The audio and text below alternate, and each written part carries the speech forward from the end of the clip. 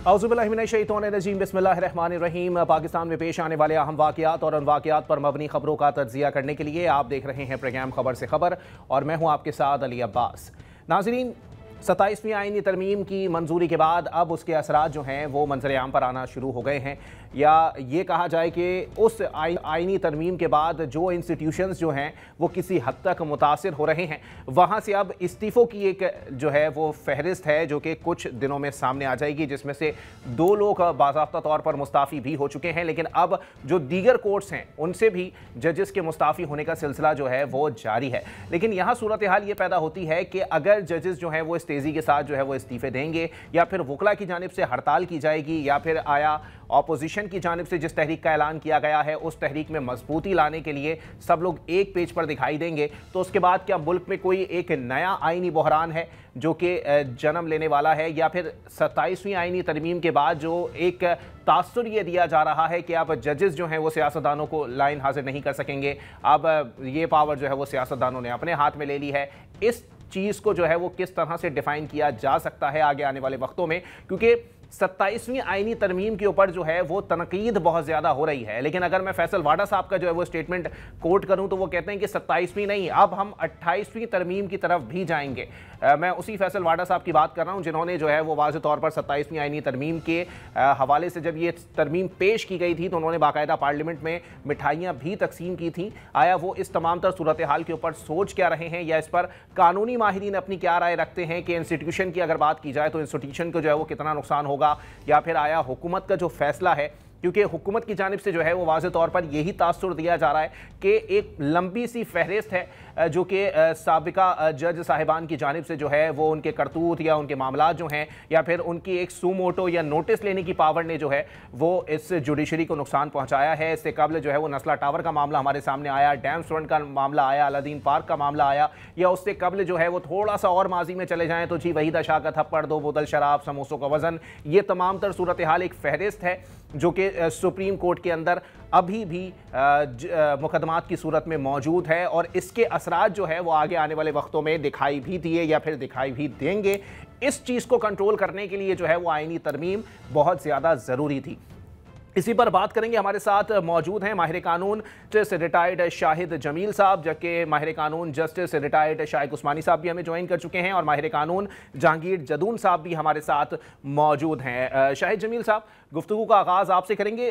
शाहिद साहब, पहले तो सर अभी तक इस मामले को अगर हम निचली सतह पर लेकर जाएँ तो जो आवाम है उनके सामने जाहिर सी बात है आवाम के मुंतखब नुमाइंदे हैं, उन्होंने कानून साजी की है, एक आईनी तरमीम जो है वो लेकर आ गए हैं, उसके तनाजुर में आवाम को ये बात अब तक समझ में नहीं आ रही है कि आया इसके नुकसानात क्या हैं या उसके असरात जो हैं वो आवाम पे क्या पड़ेंगे, क्योंकि यही समझ में आ रहा है कि 27वीं आईनी तरमीम के बाद भुगतना तो आवाम नहीं है। जी, थैंक यू वेरी मच जी। पहले तो मैं थोड़ी सी करेक्शन कर दूं आपके सवाल में कि ये अभी ग्रे है एरिया, और ये कहना कि ये अवाम के मुंतखब नुमाइंदे हैं, इस पे भी क्वेश्चन मार्क है। फॉर्म 47 का एलिगेशन इनके ऊपर बहुत सीरियस है, और इस एलिगेशन को अभी तक ट्रिब्यूनल से बिल्कुल ख़त्म नहीं किया गया। तो विल ऑफ द पीपल जिस तरह रिफ्लेक्ट होनी चाहिए कोई डिसीजन लेने के लिए, वो मौजूद नहीं है। उसके बाद अगर विल ऑफ द पीपल हो भी तो क्या कॉन्स्टिट्यूशन के बेसिक फीचर्स को चेंज किया जा सकता है? कॉन्स्टिट्यूशन के बेसिक फीचर में इंडिपेंडेंस ऑफ जुडिशरी जो है वो ट्राइकोटमी ऑफ पावर में एक उसका कलीदी किरदार है। तो ये रिप्रेजेंटेटिव गवर्नमेंट नहीं है जैसे इसको कहना चाहिए कि वो कुछ भी कर सके। और जो इन्होंने किया है, ये जो प्रिटेक्स्ट इस वक्त मुख्तलिफ पॉलिटिकल पार्टीज की तरफ से, जिसकी तरफ आपने भी इशारा किया, नस्ला टावर और दूसरी किस्म की जो सुओ मोटोस थे, विच आई एग्री इतने नेसेसरी नहीं थे जितने और मसाइल और केसेस को डिसाइड करना ज़रूरी था। अदालत ने और अदलिया ने कुछ गलतियां की, लेकिन उन गलतियों का ये मतलब नहीं है कि आप उस इदारे को ही ख़त्म कर दें। आपने इस वक्त जो कॉन्स्टिट्यूशनल कोर्ट की स्पिरिट होती है वो 184 को ही ख़त्म कर दिया है, 199 आपने ख़त्म नहीं किया है, तो आपने उसको ऐसे जजेस के सामने कॉन्स्टिट्यूशनल बेंच की शक्ल में लगा दिया है कि जिसका लोगों को पता है पहले से कि इनके सामने कोई पिटीशन गई तो इन्होंने कोई एक्शन नहीं लेना और उन केसेस को डंप कर देना है। तो सबसे पहली बात है कि जो कॉन्स्टिट्यूशनल जुरिस्डिक्शन थी जो इन इदारों के इस इदारे के पास थी वो ख़त्म हो चुकी है। और उसके ख़त्म होने के साथ ही जो एक अथॉरिटी एक कॉन्स्टिट्यूशनल कोर्ट की या एक खौफ कॉन्स्टिट्यूशनल कोर्ट का जो होता है as a watch dog on human rights और बाकी अफेयर्स पे गवर्नमेंट एग्जीक्यूटिव के, वो ख़त्म हो चुका है। तो इसलिए इदारा अब मौजूद नहीं है। मेरा ख्याल है एतमाद तो इस इदारे से पहले ही इरोड हो चुका था, अब बिल्कुल ही ख़त्म हो गया है और इसके असरात नीचे ग्राउंड रूट लेवल तक जाएंगे कि लोगों को अब इंसाफ की कोई उम्मीद नहीं है इस इदारे से। और जिस तरह का रूल यहाँ पे चल रहा है, आपको पता है कि जो जिस तरह अथॉरिटी को एक्सरसाइज किया जा रहा है एग्जीक्यूटिव की तरफ से, मेरा ख्याल है चीज़ें वर्स्ट होंगी। ठीक है, शाइक उस्मानी साहब, वाज़ेह तौर पर बताइएगा सर, किस हद तक जो है वो ख़राबी पैदा हो रही है इस जुडिशल जो है वो सिस्टम के अंदर, या फिर हमारे जो एक कानूनी सिस्टम है उसके अंदर? क्योंकि यही तासुर दिया जा रहा है कि जी अगर माजी में कोई गलतियां हुई हैं तो उसके तनाजुर के अंदर ये तरमीम जो है वो बहुत ज़्यादा ज़रूरी हो चुकी थी, और इसको इम्प्लीमेंट करने के बाद ही कुछ जजेस जो मुस्ताफ़ी हुए उनको पॉलिटिकल जजेस का भी जो है वो खिताब दिया गया है। क्या कहेंगे सर? देखिए, अब ये जब से ये सोशल मीडिया शुरू हुआ है उस वक्त से हमने देखा है कि हमारे जज हजरात जो हैं वो उनकी इंक्लिनेशन, पॉलिटिकल इंक्लिनेशन भी शुरू हो गई है बहुत से जज हजरात की। पहले नहीं होती थी। पहले ज़माने में, आज से जब जिस ज़माने में मैं जज था, उससे पहले ज़माने में, उस ज़माने में तो जजेस को कोई पॉलिटिकल इंटरेस्ट था ही नहीं सिरे से। वो अपने कामों में लगे रहते थे, गलतियां करते थे यकीनन, लेकिन पॉलिटिकल कोई उनकी कॉन्शियसनेस नहीं होती थी। लेकिन जब से ये सोशल मीडिया आ गया है, हर घर में बच्चे भी देख रहे हैं, टीवी और सब पास टेलीफोन भी हैं, तो उससे यकीनन जो बड़े हैं वो भी असरअंदाज होते थे उससे, और उसकी वजह से वो चीज़ें उसने रिफ्लेक्ट करना शुरू कर दिया हमारे जजेस के फैसलों पे भी। चंद जजेस के, सबके नहीं, चंद जजेस के फैसलों पे, और जिसकी वजह से फिर कई फैसले ऐसे हुए जो कि जिनको सही शायद ना कहा जा सके, लेकिन फिर भी ऐसे फैसले हुए जो कि आमतौर से नहीं होने चाहिए थे। फिर ये सो मोटो नोटिस का जो एक शुरू हुआ मामला चौधरी इफ्तिखार साहब के ज़माने से, तो उसके ज़माने से जो उसकी वजह से भी काफ़ी जो जुडिशरी ने कोई ज़्यादा ही इन्वॉल्वमेंट कर दी नॉर्मल अफेयर्स में, बजाय इसके अपने जो फैसले करने हैं उन्होंने लोगों के डिस्प्यूट को रिजॉल्व करना है जो उनका काम था।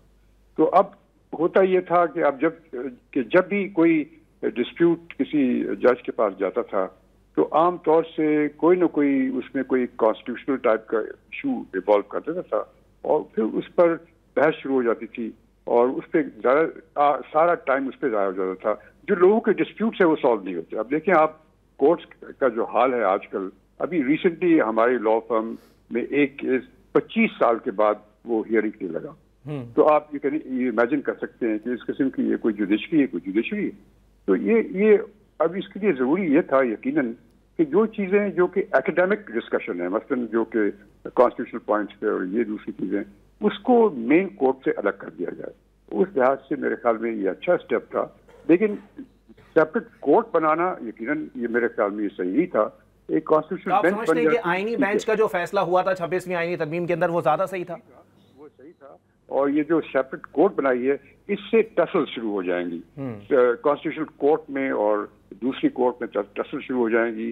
चीफ जस्टिस कौन होगा, कैसे होगा, ये बड़ी प्रॉब्लम्स आएंगी बाद में। अब उसको कैसे सॉल्व करेंगे वो तो आइंदा वक्त ही दिखाएगा, लेकिन फिलहाल ये मेरी नज़र में ये चीज़ जो है ये बहुत ही इम्पोर्टेंट।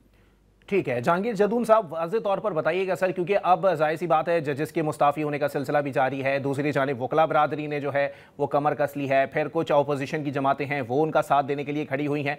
हम ये कह सकते हैं कि आने वाले वक्तों में कोई आईनी बहरान है जो कि सर उठाए खड़ा है? बहुत शुक्रिया। देखें, सबसे बड़ी बात यह है कि जुडिशरी की जो, अगर आप इसकी हिस्ट्री देखें, कि वो इतनी कोई ताबनाक या शानदार नहीं है जिसमें हम कहेंगे कोई गलतियां नहीं हुई हैं। जजेस सुप्रीम कोर्ट के जो है वो अब भी मानते हैं कि उनसे भी गलतियां हुई हैं, लेकिन गलती का अजाला करने का ये मतलब नहीं है कि आप नेस्ला टावर के साथ 27th अमेंडमेंट क्या तल्लुक है, चलो वो गलत हुआ, हम भी कहते हैं ये नहीं होना चाहिए था, या जिस वक्त ये गवर्नेंस का जो है माल प्रैक्टिस होती हैं, जिस वक्त वो बन रहा था, नहीं बना, वो जो गवर्नमेंट जिम्मेदार है उसकी जिम्मेदारी थी। लेकिन अब ये आप कहें जी फलाने चीफ जस्टिस ने ये कहा था, उस वक्त तो आप नहीं बोले, तो अब एक बहाना बना के आप कहें जी इस पूरे जुडिशल निज़ाम को जो है रैप अप कर दें। अब देखें ना, मैं आपको अपनी प्रैक्टिकली मिसाल दूं तो इस्लामाबाद हाई कोर्ट के अंदर जब से जजेस की ट्रांसफ़र हुई है, जो जजेस जो है फंडामेंटल राइट्स पे काम करने वाले थे, ये लोगों को कुछ रिलीफ मिलने वाला था, वो टोटली कोलैप्स कर चुका है। अगर कोई जज जो है, अभी तो सेक्शन अफसर को नहीं बुला सकते। अगर पीछे देखें ना, आपने अगर एग्जीक्यूटिव को इतना पावरफुल कर दिया है, तो ट्राइकॉटमी ऑफ द पावर जो फंडामेंटल है हमारे कॉन्स्टिट्यूशन की, वो ये है कि आप मतलब है आप ओवरलैपिंग या ओवर रीच ना करें, लेकिन जिस इदारे के पास जो पावर है वो तो अपने डोमेन के अंदर एक्सरसाइज कर सके ना।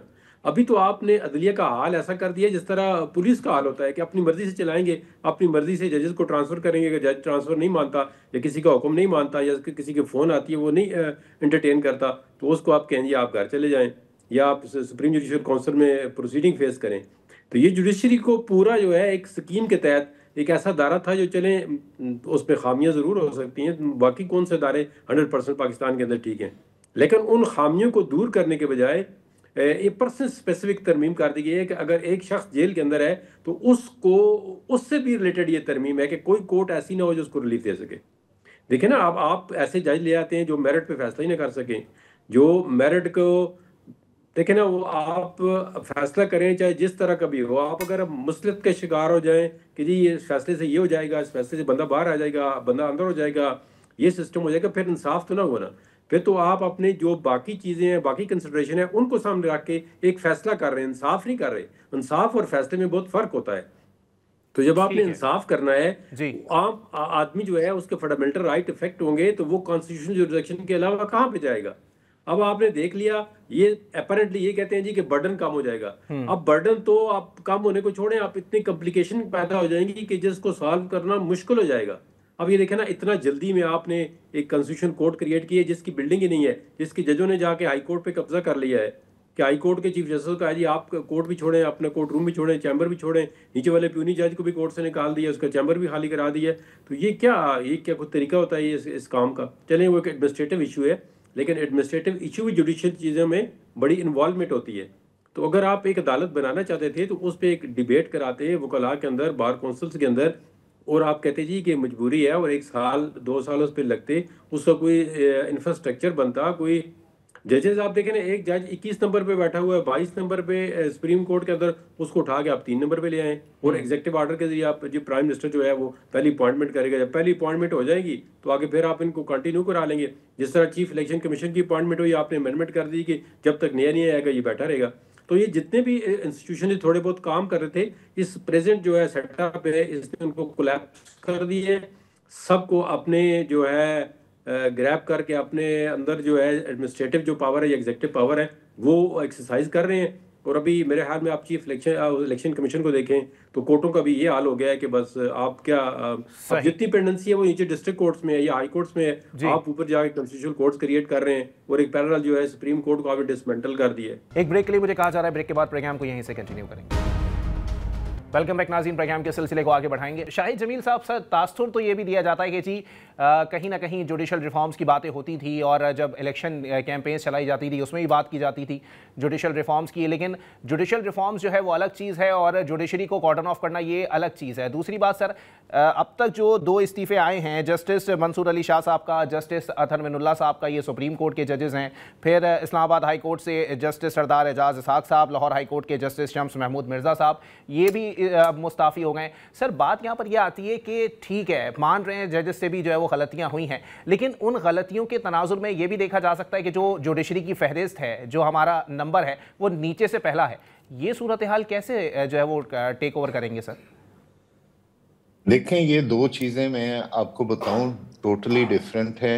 एक आम आदमी के केस के डिसीशन का, जो ये जिसको सो कॉल्ड पॉलिटिकल केस कहते हैं या जिनको कहते हैं कि जो गवर्नमेंट के खिलाफ कोई केसेस हैं, इसका आपस में कोई ताल्लुक नहीं है। इसकी परसेंटेज जो है, जो पॉलिटिकल केसेस हैं, ये अगर आप सारे केसेस को देखें तो वो मेरा ख्याल है 5% भी नहीं बनती है, 2-2.5% होगी, क्योंकि ये केसेस हाईलाइट होते हैं।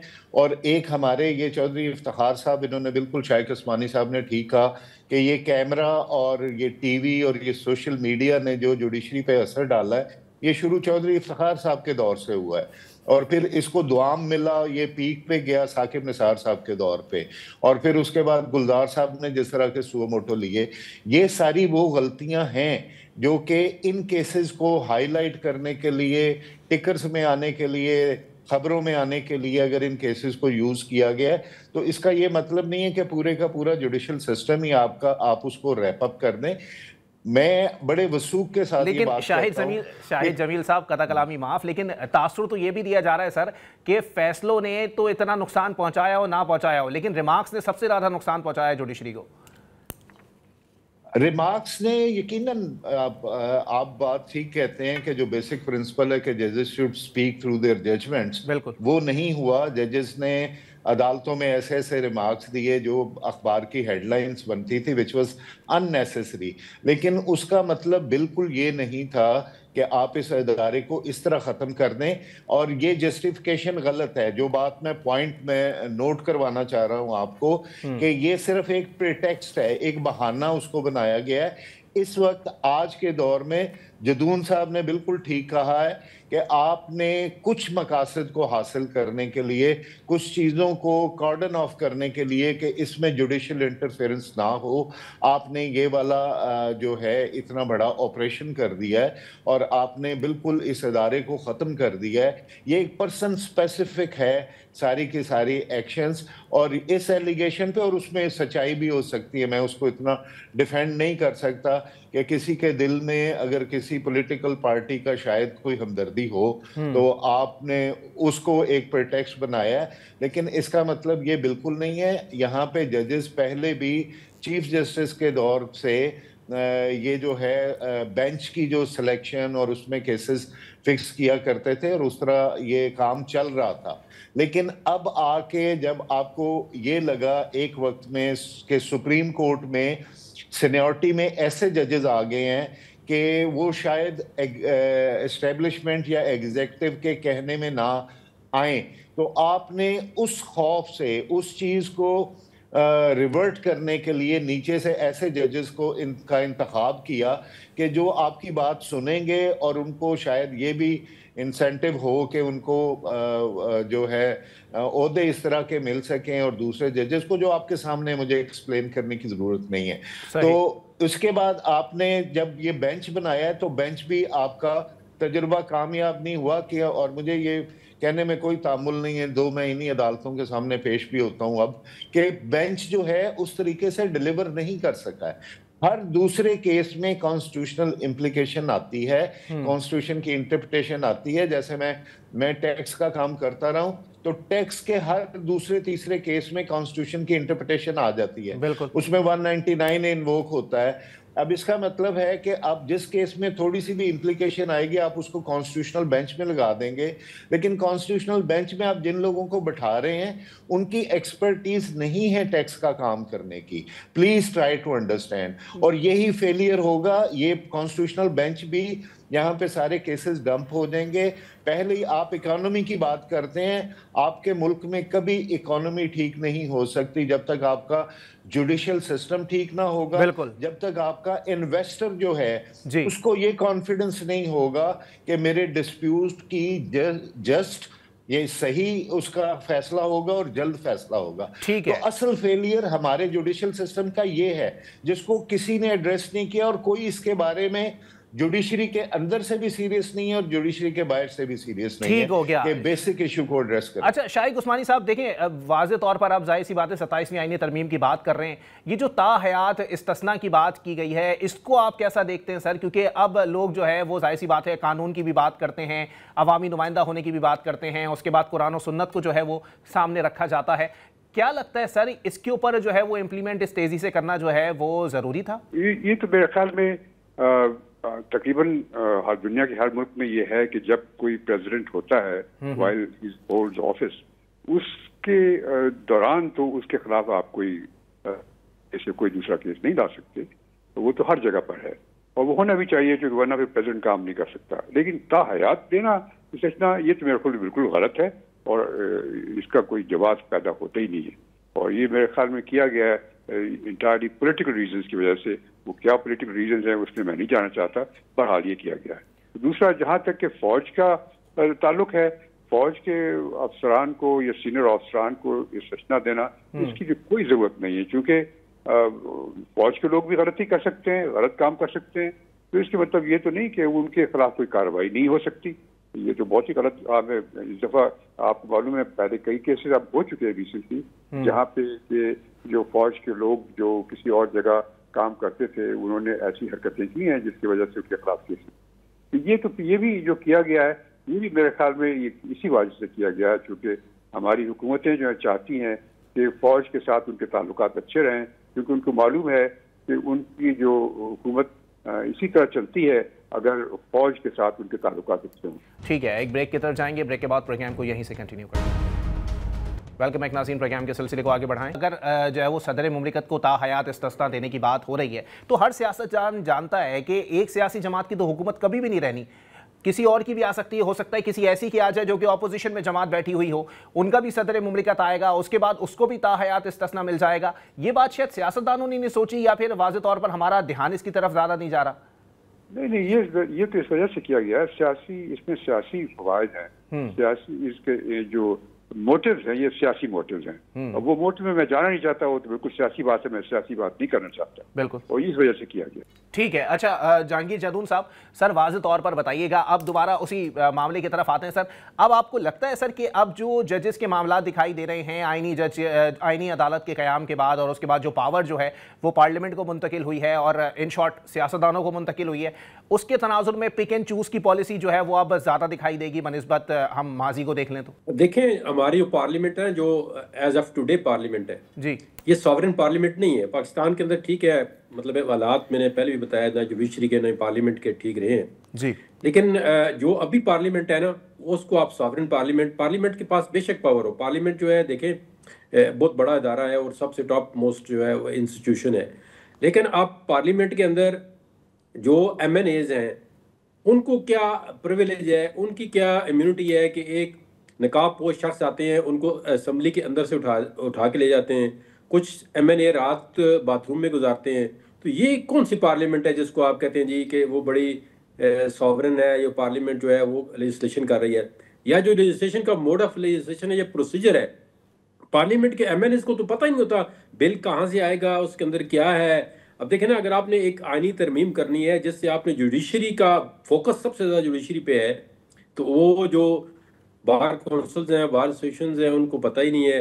एक दम जो है वो अमेंडमेंट लैंड करती है और घंटों में पास होती है, फिर जाती है कौमी असम्बली में, फिर उसके अंदर एक और तरमीम होती है कि जी इनकम्बेंट चीफ जस्टिस साहब जो हैं, ये चीफ जस्टिस साहब पाकिस्तान रहेंगे, इनके बात का पता नहीं है। अब देखें, इसके कानून और आइन के साथ बहुत बड़ा मजाक बना दिया गया है। वो जुडिशरी को तो बिल्कुल जो है ना क्या है, सुप्रीम कोर्ट की बिल्डिंग एक रह गई है, उसको डिसमेंटल नहीं किया गया, बाकी उसके अंदर छोड़ा कुछ नहीं है कि जी अब पहले ये तरमीम, फिर चीफ जस्टिस ने कहा जी मैं तो फिर सेशन जज बन जाऊंगा, तो मेरी पावर क्या है, मैं तो चीफ जस्टिस सुप्रीम कोर्ट हूँगा पाकिस्तान का, नहीं। तो फिर उन्होंने कहा चलो जी अब जो इनकम्बेंट चीफ जस्टिस है इसके साथ पाकिस्तान लगाते हैं, इसके बाद का पता नहीं क्या होगा। तो जब ये हालात आपके होंगे तो वो अब पार्लियामेंट देखें ना, अगर आप TV पे क्या करें, जो पॉलिटिशियन है वो भी आके सच नहीं बताते कि वो किस कंपल्शन के तहत वहाँ पे बैठे हुए हैं, किस तरह बैठे हुए हैं। एक सिस्टम बना के दिया गया है कि ये वाली पार्लियामेंट, और जिन लोगों ने बनाया है पार्लियामेंट को वही चला रहे हैं, वही कानून साजी कर रहे हैं और वही सारा निज़ाम चला रहे हैं। जो आप देखें ना, मिनिस्टर का खुद TV पे आगे एडमिट कर रहे हैं जी हाइब्रिड निज़ाम चल रहा है। तो हाइब्रिड निज़ाम का क्या मतलब होता है? वहाँ पे रूल ऑफ लॉ नहीं होता, वहाँ पे कॉन्स्टिट्यूशन की अमलदारी नहीं होती, वहाँ पे जो हाइब्रिड निज़ाम चलाने वाले। लेकिन एक तासुर तो ये भी दिया जा रहा है सर कि जाहिर सी बात है, हमारी अदालतों के ऊपर हमेशा कहा गया कि इतना प्रेशर है, इतने केसेस हैं, उनको निपटाना बहुत ज़्यादा ज़रूरी है। कई केसेस ऐसे हैं जो 22-22 साल से चल रहे हैं, 30-30 साल से चल रहे हैं, उनकी पेशियाँ नहीं हो पा रही हैं, उनकी हेयरिंग्स नहीं हो पा रही हैं, और उस तनाजुर में चीफ जस्टिस किसी एक मामले का जो है वो नोटिस ले लेता है और एक नया कानूनी महाज खोल देता है। इससे तो वक्त का ज़िया हो रहा है, ये एक तासुर जा रहा है। आपको लगता है ये सही है? नहीं, देखें, उसको सेटल करने के लिए तो अक्रॉस द बोर्ड तमाम बार काउंसिल, तमाम बार एसोसिएशन, हर तबके का जो है साफ़ी है, वकील है, फ़र्द और अफराद उस पर एग्री हैं कि ये निज़ाम नहीं होना चाहिए। सही। लेकिन उसके लिए तरमीम की ज़रूरत नहीं है ना। आप डिजिटलाइजेशन कर रहे हैं, उसके लिए क्या आईनी तरमीम की ज़रूरत है? वो तो आपने गवर्नेंस ठीक करनी है। अगर एक जज काम ही नहीं करता, वो 25 लाख तनख्वाह ले रहा है, चैम्बर में एक केस सुन के चला जाता है, या उसकी परफॉर्मेंस ही नहीं है, उसको बेशक आप चेक करें जिस तरह मर्जी। ये तो चीफ जस्टिस की कमजोरी है कि अगर वो बेंचेस को प्रॉपर केस नहीं मार करते या वो परफॉर्मेंस ही नहीं देते जज से। ये तो देखें ना, अब ये आइन की कमजोरी तो नहीं है, इसमें आइन का क्या कसूर है कि अगर आप केसेस जो हैं वो लंबे चलाते हैं, आप वकला को तारीख ना देना, जिस तारीख पर आपने आर्गूमेंट सुनने हैं आप कहेंगे अगर नहीं आएंगे तो रिटन सिनॉप्सिस दे दें, इस तरह कोर्ट में होता है, नहीं आएंगे तो हम फैसला कर देंगे। बात जजेस ऐसे एडमिनिस्ट्रेटिवली स्ट्रांग होते हैं जो वो अपना डॉकेट खाली करते हैं, वो नहीं वो करते। लेकिन देखें ना, आप इन चीज़ों को आइन के साथ आप कहें आइनी तरमीम करके अदलिया का निज़ाम जो है वो तहस नहस कर दें, ये नामुमकिन है। और ये इस तरह जो है इन्होंने जो किया है इसके बड़े दूरअस नताज होंगे। अब अगर आपने ठीक करना है मामला, गवर्नेंस के इशू हैं। अगर देखें ना, मैं अब इस्लामाबाद की बात करूं तो 60% जो है हमारी हाई कोर्ट के अंदर रेट पिटीशन होती है वो सीडीए के खिलाफ है। सही। अब सीडीए की गवर्नेंस की वजह से आपका हाई कोर्ट के अंदर इतना लोड हो गया। इस तरह कराची के अंदर देखें बड़े बड़े जो इदारे हैं, कराची डेवलपमेंट अथॉरिटी होगी, बिल्डिंग कंट्रोल होगा, और बाकी जो मतलब इदारे डेली काम करने वाले, रेवेन्यू हो गया, तो उनके खिलाफ ज्यादा पिटीशनें आती हैं क्योंकि उनकी गवर्नेंस ठीक नहीं है। अब इसमें आइन और कानून का क्या कसूर है? जब आप गवर्नेंस ठीक करेंगे तो आप केसेस कम हो जाएंगे, या जो है फिर कोर्ट को इतना एम्पावर करेंगे कि वो रेट इशू कर से। अब आपने सिस्टम ही रैप अप कर दिया है। कोई जज जो है ना किसी सेक्शन अफसर को नहीं बुला सकता। अगर वो एक तरफ एग्जेक्टिव खड़ी हो जाए तो जजों ने ऑर्डर किया, सुप्रीम कोर्ट ने ये इलेक्शन कराया, इलेक्शन कमीशन ने नहीं कराया, इसी जो आज आपने चीफ जस्टिस बनाया मीनुद्दीन को, उसने कहा जी ये आप हुक्म ना माने। अपनी सुप्रीम कोर्ट का जज, अपने बेंच का जज कह रहा है जी हमारा हुक्म ना माने। तो वो तो देखिए एक जज मिसकंडक्ट मर्तकब होता है, उसको आप जाके उसका बना रहे हैं, जो है चीफ जस्टिस बना रहे हैं फेडरल कॉन्स्टिट्यूशन कोर्ट का। ये कहाँ का इंसाफ है? किस डिगर पे आप चल पड़े हैं? ये किस निजाम की तरफ आप जा रहे हैं? एक ब्रेक के लिए मुझे कहा जा रहा है, ब्रेक के बाद प्रोग्राम को यहीं से कंटिन्यू करेंगे। वेलकम बैक नाज़रीन, प्रोग्राम के सिलसिले को आगे बढ़ाएंगे। शाहिद जमील साहब, सर वाज़ेह तौर पर बताइएगा, क्योंकि अब यही जो है वो तासुर दिया जा रहा है कि सही मानों में अब इंतज़ामी मामलात थे लेकिन उसको एक आइनी मुद्दा बना के जो है वो उसको ख़त्म करने की कोशिश की जा रही है। दूसरी बात सर, तासुर तो ये भी दिया जा रहा है कि जी अभी 2 जजेस ने इस्तीफ़ा दिया है, बाकी जजेस बैठ गए हैं, एक जज ने जो है वो माजरत की थी, दूसरा जज आके जो है वो आइनी अदालत का जज बन गया। अब इस सूरत हाल में ये कहा जा सकता है कि कुछ जुडिशरी का सिस्टम है जिसने इस चीज़ को एक्सेप्ट कर लिया। देखें, ये जो जुडिशरी है ये हमारे माशरे को ही रिफ्लेक्ट करती है, और जो आप जब जिस तरह की इसमें अपॉइंटमेंट्स करते हैं उस वक्त अगर आप नहीं देखते तो फिर हर किस्म की रिप्रेजेंटेशन वहाँ पे आ जाती है। लेकिन मैं जदून साहब की इस बात से बिल्कुल एग्री करूँगा कि ये एडमिनिस्ट्रेटिव मामला है कि केसेस कौन जज डिसाइड कर रहा है, कौन नहीं कर रहा है, और उसको किसी डिफरेंट तरीके से भी एड्रेस किया जा सकता था, जिसको आपने एक बहाना बना के, एक प्रेटेक्स्ट बना के, तो आपने कॉन्स्टिट्यूशन को डिफेस कर दिया, इफेस कर दिया। तो जो बात आप कह रहे हैं इस्तीफों की, मेरा ख्याल है कि बहुत सारे जजेस जो हैं वो ऑलरेडी उनको पसंद नहीं हैं, और उसको आप इस तरह देख सकते हैं कि उनके पास अहम केसेस नहीं लग रहे सारी हाई कोर्ट्स में। सुप्रीम कोर्ट का तो सबको पता है, तो उन जजेस को टारगेट किया जाएगा और उन जजेस को मुख्तलिफ जगह ट्रांसफ़र करके दबाव में लाया जाएगा, और जो जजेस दूसरे हैं उनके ऊपर भी एक सोड रहेगी कि आपको भी किसी वक्त उठा के कहीं पे ट्रांसफ़र किया जा सकता है। तो मेरा ख्याल है एहतजाज का, एक तो मुझे ये जो 4 नाम आपने लिए, मैं इन सबको बड़े क्लोजली जानता हूँ, इनमें से मेरे कुलीग भी रहे हैं 2 जजेस जो कि बड़े कॉम्पिटेंट जज हैं। शम्स महमूद मिर्ज़ा को मैं जानता हूँ, बड़ा अपराइट और बड़ा कॉम्पिटेंट जज है, और आप इस तरह के जज पे पूरी कौम ने इन्वेस्ट किया है 10-12 साल, और फिर वो इस काबिल जज बनता है कि वो अच्छी जजमेंट्स लिख सके। लेकिन जब आप उससे काम ही नहीं ले रहे और आप उसके पास इस तरह के केसेस लगा रहे हैं, और उस जज को पता है कि अब मैंने अपनी मर्जी से कोई फैसला किया तो मुझे उठा के सखर भेज दिया जाएगा या बलूचिस्तान भेज दिया जाएगा, तो उसने अपनी इज्जत बचाने के लिए ये रिज़ाइन कर दी है। मेरा ख्याल है कि ये जजेस जो भी इस तरह के इंडिपेंडेंट जजेस हैं, उनको शायद ये अगर इन बल्क रिज़ाइन भी कर दें तो शायद फिर भी इनकी आंखें खुलेगी और आवाम को पता लगेगा, और आप डिस्टिंग्विश कर सकेंगे कि कौन इनमें इंडिपेंडेंट जज हैं और कौन इंडिपेंडेंट जज नहीं है। तो ये भी चीज़ें खुल के सामने आ जाएंगी। तो मैं तो इन इस्तीफ़ों को वेलकम करता हूँ स्टेज पे। ठीक है। अच्छा शाहिद उस्मानी साहब, सर वाज़े तौर पर एक चीज़ मैंने भी सोशल मीडिया के ऊपर देखी है, ऐसी बातें यूज़ करते हैं तो देखनी ही पड़ती हैं। अब ये बताइए कि सर, लोग कहते हैं कि जी इफ्तिखार मोहम्मद चौधरी साहब जब माजूल थे, एक तहरीक चली, वकला सड़कों पर आए, अदालतें बंद हो गईं और उसके बाद सिस्टम को मजबूर किया गया कि उन्होंने माजूल चीफ जस्टिस को बहाल कर दिया। इस तरह की किसी तहरीक की अब मौजूदा दौर के अंदर जो है वो गुंजाइश ही मौजूद नहीं है। कोई सड़कों पर नहीं आएगा, कोई मामला जो है वो नहीं चलेंगे, कोई तहरीक नहीं चलेगी। आपको लगता है सर ऐसा ही होगा? क्योंकि अब जाहिर सी बात है एक्सेप्टेंस का जो लेवल है वो ज़्यादा हो चुका है। जी देखिए, अब आजकल के ज़माने में तो मेरे ख्याल में इस किस्म की कोई तहरीक नहीं चलेगी, क्योंकि उस ज़माने में चौधरी इफ्तिखार साहब के ज़माने में जी तो वो मार्शल लॉ लगा हुआ था और आम तौर से जनरली हर एक आदमी खिलाफ था मार्शल लॉ के। और फिर मुझे याद पड़ता है कि मैं भी उसमें कुछ अर्से थोड़ा बहुत इन्वॉल्व था, तो उसमें मुझे याद है कि मैंने एक दफ़ा फ़ोन किया अपने किसी दोस्त को यहाँ इस्लामाबाद में, कराची से, तो उसने मैंने कहा आप क्या कर रहे हैं? कहते मैं अभी टीवी देख रहा हूँ, उसमें आपके चीफ जस्टिस साहब को बाल से पकड़ के कोई खींच रहा है। तो मैंने जब ये सुना तो समथिंग ब्रोक विद इन मी, मैंने कहा ये नहीं हो सकता। उसके बाद दूसरे दिन फिर मैंने भी ज्वाइन कर ली लॉयर्स मूवमेंट। तो ये चीज़ें थी उस जमाने में जो फौज की रूल करने की वजह से ये होता था। तो लेकिन वो चीज़ तो अब नहीं है, फौज तो यहाँ रूल नहीं कर रही। फौज का नेचुरली कंट्रोल तो हमेशा रहा है हमारे मुल्क के ऊपर और उसकी बहुत वजूहात हैं, उसमें हम नहीं जाना चाहते, लेकिन वो वैसी सिचुएशन नहीं है जैसी कि उस जमाने में थी। और अब मेरे ख्याल में ऐसी मूवमेंट की कोई इम्कानात नहीं है।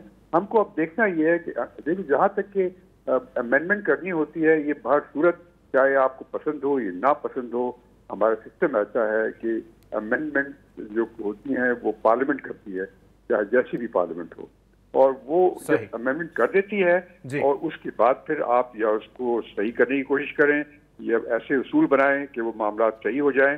लेकिन ये कहना कि अमेंडमेंट ही गलत है, अमेंडमेंट को बर्दाश्त नहीं करेंगे, ये मेरे ख्याल में ये कोई डेमोक्रेसी नहीं चल सकती। अब आप देखिए अमेरिका में आपको मालूम है कि जब कोई जज सेलेक्ट होता है सुप्रीम कोर्ट का, तो उसको सेनेट के सामने पेश होना होता है और बाकायदा उसका इंटरव्यू होता है, और फिर वो जब वहां से पास होता है फिर जाके जज बनता है। तो थोड़ी बहुत इन्वॉल्वमेंट पब्लिक रिप्रेजेंटेटिव की होगी, चाहे आपके पब्लिक रिप्रेजेंटेटिव का जो कैलिबर है वो ना हो, लेकिन बहसूरत उनकी इन्वॉल्वमेंट रहेगी। ठीक है, बहुत शुक्रिया जस्टिस रिटायर्ड शाहिद उस्मानी साहब, जस्टिस रिटायर्ड शाहिद जमील साहब और माहिर कानून जहांगीर जदून साहब हमारे साथ मौजूद। सूरत हाल यही है कि आईनी तौर पर जो मामला चल रहा है उसको आईनी बहरान में तब्दील होने से रोकने की जिम्मेदारी जो है वो हुकूमत की है कि आया अगर इंतज़ामी मामला कुछ हद तक बेहतर हो जाएँ तो शायद कहीं ना कहीं ये सूरत हाल जो है वो हमें देखने को ना मिले जो कि एक्सपेक्ट की जा रही है। इसी के साथ अपने मेज़बान अली अब्बास को दीजिए इजाज़त। सेहत ने साथ दिया और ज़िंदगी ने वफा की तो फिर मुलाकात होगी। अल्लाह हाफ़िज़।